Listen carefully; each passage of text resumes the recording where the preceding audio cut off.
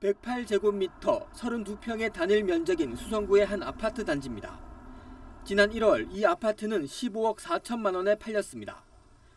2019년 11월 10억 8천만 원에 매매가 이루어졌던 것에서 불과 1년 2개월 만에 4억 6천만 원이나 높은 가격에서 거래가 이루어졌습니다.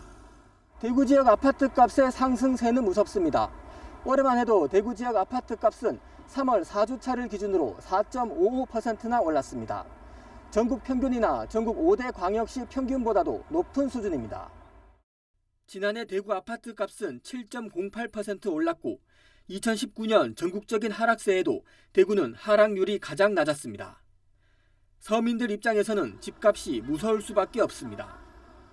집값이 많이 올랐고 우리 같은 서민들은 꿈도 못 꾸죠. 지금 뭐 이사 택도 없지, 이 동네에서는. 전적으로도 높고 특히 수성구는 엄청 높죠. 예, 일반인들 서민 입장에서는 상상할 수 없는 금액이고 웬만큼 돈 있는 사람들도 자가로 구입하기는 어렵다고 봐야죠. 그렇다면 대구의 아파트 값은 왜 오를까? 우선 금리가 낮다 보니 유동성 자금이 부동산 시장으로 유입됐고 최근 몇 년간 이어진 대구 지역 분양 시장의 호황이 원인 중 하나로 꼽힙니다. 최근 몇 년간 대구 지역 같은 경우는 분양시장에서 이때까지 유례가 없는 호황을 사실 보였었거든요. 원판에다가 높은 프리미엄이 보장되다 보니까 일단 분양권 시장 중심으로 시장이 활기를 띠었었고요. 그리고 이제 있던 분양권 시장은 재건축 재개발 시장에까지 영향을 미치면서 분양권 시장과 재건축 시장을 중심으로 어떤 가격 상승세가 상당히 나타났었습니다. 그리고 이런 또 신규 아파트 주변에 있는 아파트도 영향을 받으면서 대구 전체적으로 어떤 가격 상승세가 상당히 높게 나타났었습니다. 최근 10년간 전체적인 아파트 공급 물량이 적었던 것도 하나의 요인이라는 분석도 나오고 있습니다.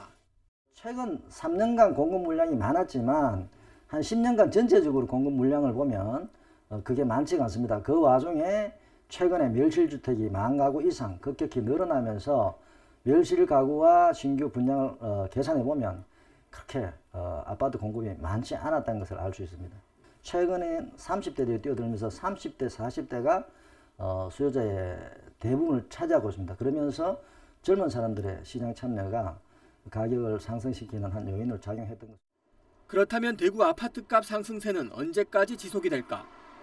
전문가들은 대체적으로 부동산 시장이 올 하반기나 내년쯤에는 한번 조정을 받을 수 있다고 분석하고 있습니다. 2만 세대가 넘는 공급 물량이 최근 3년간 이어지고 있고 특히 내년에는 3만 세대가 넘는 입주 물량이 시장에 나오기 때문입니다. 신규 아파트 입주가 아마 올해부터 본격적으로 일어날 것 같은데 그 신규 아파트 입주가 앞으로 원활하게 이루어질 것인가 하는 부분에 대한 조금 우려가 있습니다.